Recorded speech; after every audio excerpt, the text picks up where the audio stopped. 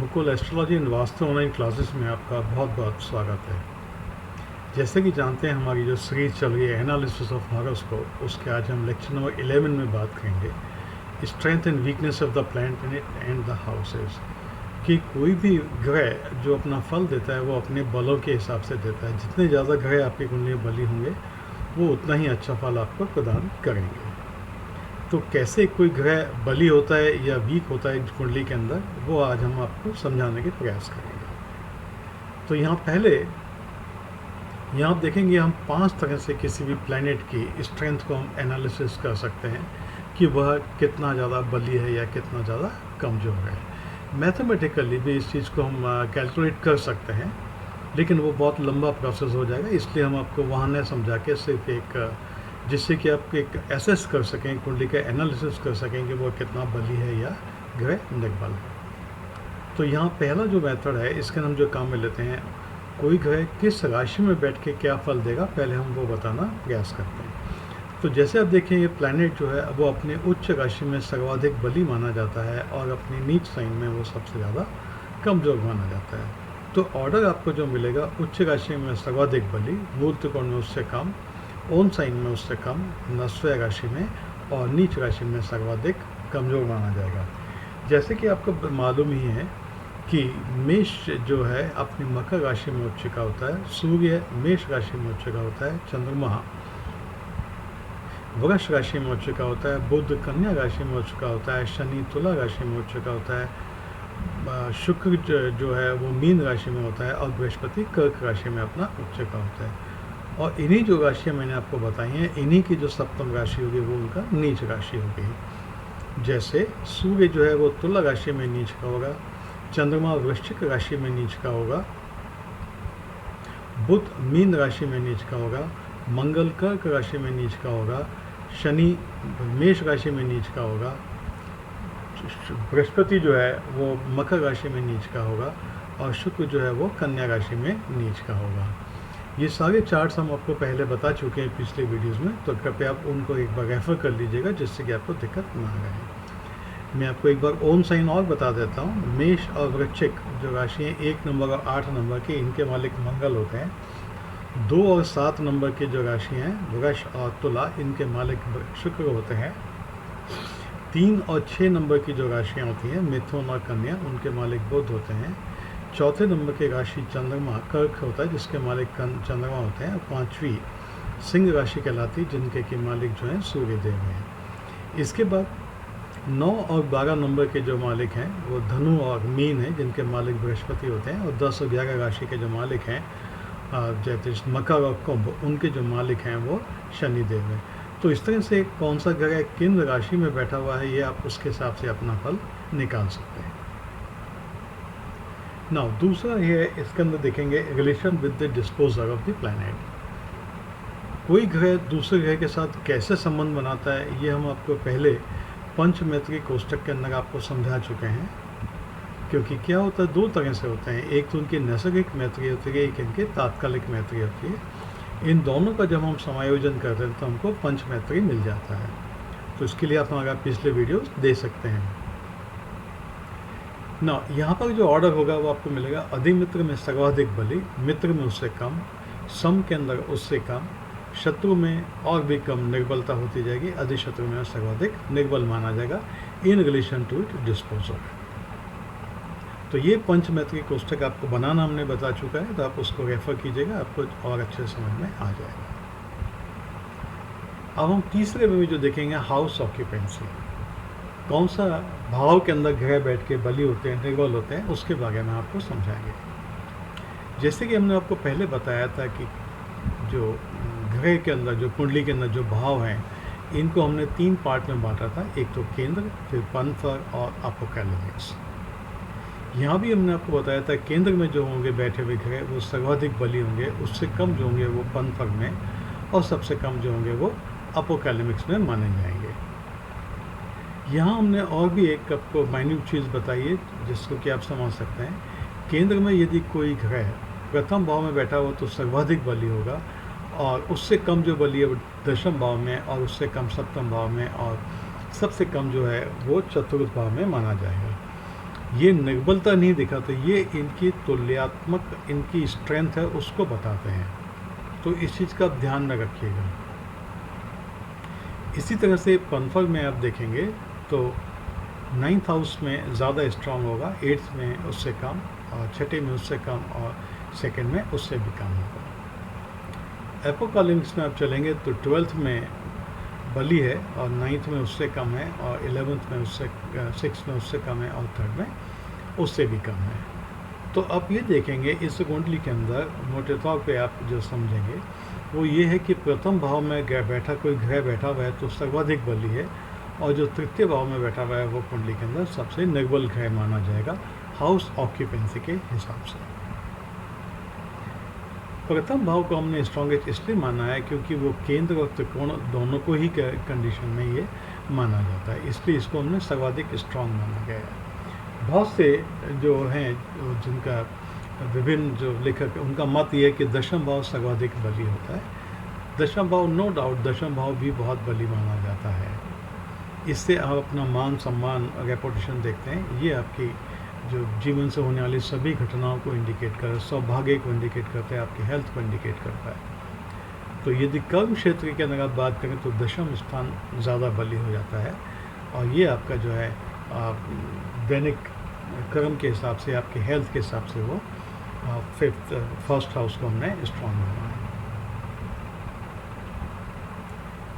इसके बाद चौथे नंबर पे आता है दिग्बल। दिग्बल का मतलब क्या है कि कुछ ग्रह जो हैं वो कुछ पर्टिकुलर हाउसेज में वो ज़्यादा बली होते हैं, अन्य स्थानों के अंदर वो कमज़ोर होते हैं। जो इनका बली स्थान होगा उससे सप्तम स्थान के अंदर वो सर्वाधिक निर्बल माने जाएंगे। जैसे सूर्य और मंगल ये दशम भाव में स्ट्रॉन्गेस्ट होते हैं, और जो वीकेस्ट होगा इनका 4th हाउस में होगा। शनि जो है सप्तम भाव में स्ट्रॉन्गेस्ट होगा, और फर्स्ट भाव के अंदर ये निर्बल हो जाएगा। मून और वीनस ये दोनों चतुर्थ भाव में स्ट्रांग होंगे, लेकिन चतुर्थ भाव के अंदर ये, दशम भाव के अंदर ये निर्बल हो जाएंगे। बृहस्पति और बुध जो हैं ये प्रथम भाव में स्ट्रॉन्गेस्ट हैं, और सप्तम भाव के अंदर ये निर्बल माने जाएंगे। तो इस तरह से आप इनका ये है जो दिग्बल आपको निकालना मैंने आपको बताया है। तो इन दोनों के अंदर आप तुल्यात्मक वे में आप इसका निकाल सकते हैं। यदि सपोज सूर्य या मंगल जो है यदि वो लगन में बैठा हुआ है तो उसका मतलब आयु जो उसका जो दिग्बल होगा वो उसका हाफ हो जाएगा, जो कि 10th हाउस में जितना इसका दिग्बल होगा उसका हाफ आपको लगन में मिलेगा मंगल और सूर्य के केस में। बृहस्पति और बुध यदि चतुर्थ भाव में हैं तो वो क्या करेंगे, वो मध्यम बली हो जाएंगे, एवरेज हाफ उनकी वैल्यू हो जाएगी। इस तरह से आप सर्वत्र आप ध्यान कर सकते हैं। अंत में हम बात करेंगे यह दृष्टि बल। कोई भी ग्रह के अंदर जो बल मिलता है, यदि शुभ ग्रह उसको देख रहे हैं तो उनको बल मिलेगा वो, और यदि कोई पाप ग्रह उसको देख रहे हैं तो वो उसके अंदर उसकी बल को कम करेंगे। शुभ ग्रह जो हैं वो माने गए हैं बृहस्पति और शुक्र। बुध जो है यदि शुभ ग्रहों के प्रभाव में है तो शुभ, और अशुभ ग्रह के प्रभाव में है तो अशुभ माना जाएगा। चंद्रमा जो है ये शुक्ल पक्ष की अष्टमी से लेके और कृष्ण पक्ष की सप्तमी तक जो है ये निर्बल माना जाता है, और इसका अपोजिट जो है ये शुक्ल पक्ष की अष्टमी से लेके कृष्ण पक्ष की सप्तमी तक ये बली माना जाता है। तो इस तरह से आप इसके जो शुभ और अशुभता के फल को आप चंद्रमा को ग्रहण कर सकते हैं। उसके बाद में जो शेष जो ग्रह हैं जो कि सूर्य है, मंगल है और शनि है, इनको हम पाप ग्रह की श्रेणी के अंदर लेके चलते हैं। राहु केतु क्योंकि वो दृष्टि नहीं डालते हैं इसलिए हमने उनका यहाँ विवरण नहीं दिया हुआ है। इसके अलावा आप एक बात और देखिएगा, यदि कोई भी राशि के परिवर्तन हो जाता है, जैसे धनु के अंदर सूर्य बैठ जाए और मेष राशि और सिंह राशि के अंदर बृहस्पति बैठ जाए तो ये राशि परिवर्तन कहलाएगा। तो ऐसे इस कंडीशन के अंदर जो इन दोनों के भाव जो रूल्ड होंगे वो सभी के सभी बली हो जाएंगे, और ये सर्वाधिक बली संबंध माना जाता है, और वो सर्वाधिक बल उस ग्रह को या उन प्लैनेट्स को देता है। अब इसको हम एक अपने जो उदाहरण कुंडली उससे आपको समझाने का कोशिश करेंगे। जैसे आपने देखा कि ये हमारी एक एग्जाम्पल कुंडली है, तो यहाँ पर हम देखेंगे, सपोज़ हम अभी एक बार बृहस्पति को, यहाँ मैंने दिखाया है आपको, ये पूरी टेबल बना दी है। यहाँ प्लैनेट है, इसमें राशि में है, फिर इस पर डिस्पोजल प्लैनेट, हाउस ऑक्यूपेंसी और दिग्बल एंड दृष्टि बल हमने यहाँ पर सब एनालाइज करके डाल दिया। आपको मैं समझा देता हूँ कि जैसे अब यदि हम सब सूर्य को देखते हैं, तो सूर्य क्या है, अपने ओन राशि में बैठा हुआ, तो इसको जो एक बल मिल गया, ये मिल गया अपनी ओन राशि में बैठने के लिए। तो अब यहाँ पर ये अपनी ओन राशि में, तो इसका डिस्पोजर से कोई रिलेशनशिप नहीं होगा। अब इसने क्या हुआ कि ये पनफर किया हुआ है, और पनफर में भी कौन से नंबर पे है, ये देखिएगा आप यहाँ पर, पनफर में भी ये 8th हाउस में, मतलब वो सेकेंड स्ट्रेंथ वाला है। अब यहाँ पर इस पर कोई भी ग्रह के शुभ या अशुभ दृष्टि नहीं है, तो यहाँ पर हमने उनको ब्लैंक छोड़ दिया है। अब इसी तरह से आप चंद्रमा को देखेंगे, तो चंद्रमा जो है वो अपनी अधिमित्र की राशि में है। चंद्रमा जो है वो अपनी अधिमित्र की राशि में बैठा हुआ है और अपोकालिमिक्स में है। तो आपको पता हो गया कि चंद्रमा जो है अपोकालिमिक्स में वीक हो गया एज कंपेयर टू दी सन, पनफर के कंपैरिजन में। मंगल वही है, but it is in neutral और इन अपोकालिमिक्स में माना जाएगा। इसी तरह से बुध जो है इसके साथ में बैठा हुआ है अपने मित्र के साथ में, तो ये न्यूट्रल हो गया और पनफर में आ गया। जुपिटर जो है, ये देखिए आप यहाँ पर, ये अपनी नीच राशि में आ गया, तो अपने उसके हिसाब से तो ये वीक हो गया, वीकेस्ट हो गया। इनके डिस्पोजर के साथ में, इनका जो मालिक है उसके साथ जो रिलेशनशिप है उसके हिसाब से ये बन गया अधिशत्रु स्थान में, तो ये भी इसको निर्बल बना गया है। लेकिन ये केंद्र में बैठ गया, तो केंद्र के अंदर आपने देखा कि प्रथम भाव सर्वाधिक बली माना जाता है केंद्र में, तो इसको बहुत अधिक बल मिल गया। इसके साथ में जुपिटर को दिग्बल भी मिला हुआ है, और दृष्टि जो है इसके पास सिर्फ मंगल की दृष्टि है। आप देखेंगे यहाँ पर मंगल अपनी अष्टम दृष्टि से इसको देख रहा है, 1 2 3 4 5 6 7 एंड 8, तो सिर्फ मंगल की दृष्टि होने के कारण ये इसको ये अशुभता का हमने डाला इसके अंदर नेगेटिव। इसी तरह से आप देखेंगे शुक्र, ये भी अपना इस नीच राशि में, लेकिन आप यहाँ देखेंगे कि ये जो अधिमित्र की राशि में हो गया, तो यहाँ पर इसके हिसाब से ये बली हो गया। लेकिन यहाँ देखेंगे कि ये जो है अपोकालिमिक्स में और ये केंद्र में है, तो ये दोनों ग्रह नीच के होने के बावजूद भी जो ये बृहस्पति जो केंद्र में है, ये बली माना जाएगा शुक्र के कंपैरिजन में। दूसरी चीज़ आप यहाँ देखेंगे कि शुक्र को जो है, एक तो मंगल की दृष्टि इस पर डाल गई है 1 2 3 एंड 4, तो मंगल जो है इसकी अपनी चतुर्थ दृष्टि से देखा है, तो वो एक नैसर्गिक पाप है, तो ये नेगेटिव हो गई। लेकिन बृहस्पति जो है 1 2 3 4 5 6 7 8 एंड 9, और बृहस्पति जो है ये अपने उच्च राशि से इसको देखा है, अतः ये जो है बली हो जाता है, शुभ दृष्टि इसको, शुभ दृष्टि का बल इसको मिल जाता है। शनि जो है ये अपनी अधिशत्रु राशि में और पनफर के अंदर ही बैठा हुआ है। तो इस तरह से आप इन सभी लोगों का समायोजन करके आप अपना बल निकाल सकते हैं।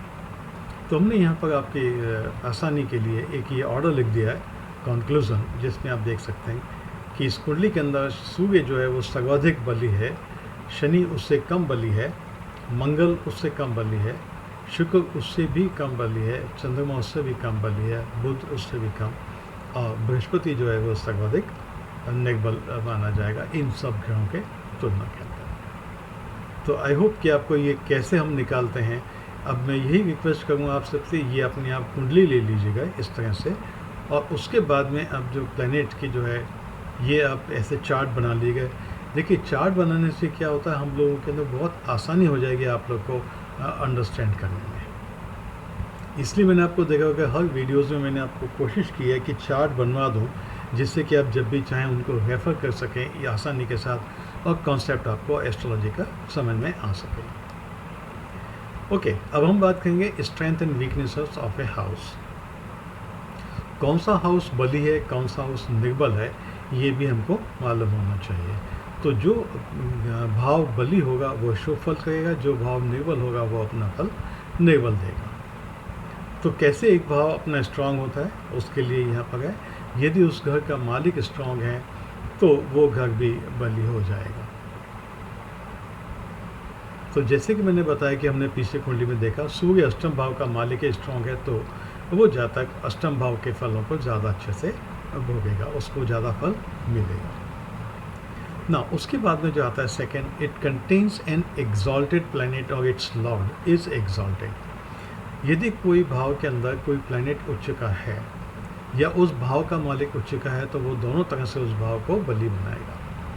तो एक बली ग्रह क्या दो भावों को बली बनाएगा, एक तो जिसमें वो बैठा है वो, और दूसरा ये जिस भाव को वो रूल करता है या जिसका वो भावों का वो मालिक है।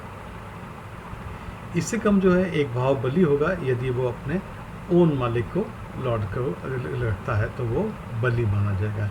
जैसे कि पिछली कुंडली में आपने देखा कि सूर्य अपने भाव में बैठा हुआ है तो उसने अष्टम भाव को बली बना दिया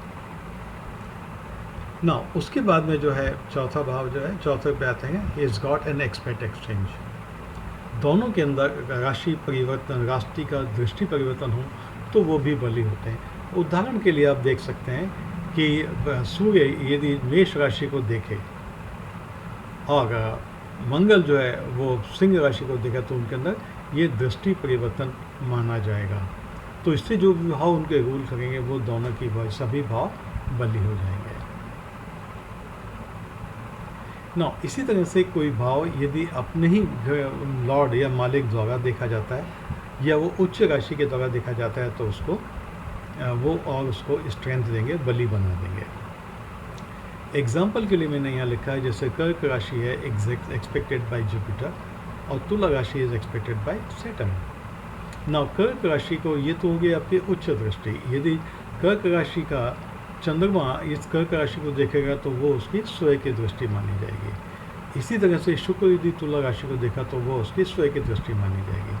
तो ऐसी कंडीशन में ये भाव जो हैं वो बली हो जाएंगे ना। इसके अलावा एक भाव यदि दो शुभ ग्रह के प्रभाव में आ जाएं, दोनों के बीच में आ जाएं तो वो भी शुभ फल के अंदर वृद्धि करते हैं। तो ये 6 पॉइंट मैंने आपको बताए हैं जिससे कि आप ज्ञात कर सकते हैं कि भाव के अंदर कितनी ज़्यादा वो बली है नहीं है। जितने ज़्यादा पॉजिटिव पॉइंट होते जाएंगे भाव उतना ही बली होता जाएगा। अब इसके बाद में हम बात करेंगे कि हाउस कैसे वीक बनता है। तो पहला तो यही है कि यदि उस भाव का मालिक वीक है तो वो भाव ऑटोमेटिकली वीक हो जाएगा। इसके अलावा यदि कोई भाव यदि छठे, सात, आठवें और 12वें, I am sorry here 8th lord is there, if it is occupied by the 6th, 8th और 12th houses, या तो वो उनको देखे या उन भावों की दृष्टि इस पे पड़े तो ये वो वीक हो जाएंगे। इसी तरह से यदि छठे, 8वें और 12वें, यहाँ भी 8वां ही आएगा, छठे, 8वें और 12वें भाव के मालिक किसी भाव में जाते हैं तो उसको निर्बल बनाते हैं, या वो भाव के मालिक जो नीच में राशि में हो जाए तो वो उन भावों को भी कमज़ोर बनाएंगे। जैसे कि हमने उदाहरण कुंडली में देखा, बृहस्पति नीच का है लगन भाव में तो वो जातक को वीक बॉडी बनाएगा क्योंकि प्रथम भाव जो है वो उसका बॉडी को इंडिकेट करता है। इसके अलावा एक भाव यदि दो पाप ग्रहों के बीच में आ जाता है तो वो भी वीक हो जाता है। अंत के अंदर हम देखेंगे a house containing a debilitated planet. यदि किसी हाउस का जो मालिक है यदि वो नीच का हो गया तो वो भी उस भाव को अंदर वो कमज़ोर करेगा। अब इन सभी नियम को जो कि हमने बताए स्ट्रेंथ वाले 6th और 4 ये वीक करने वाले, इनको हम उदाहरण कुंडली लगा आपको समझाने का प्रयास करेंगे।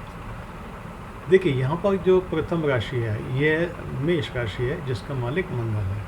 तो आपने देखा कि जो मंगल है एक तो ये अपनी उच्च राशि में आ गया तो इसने इस प्रथम भाव को और अष्टम भाव जिनको ये रूल करता है इसको इसने स्ट्रॉन्ग कर दिया।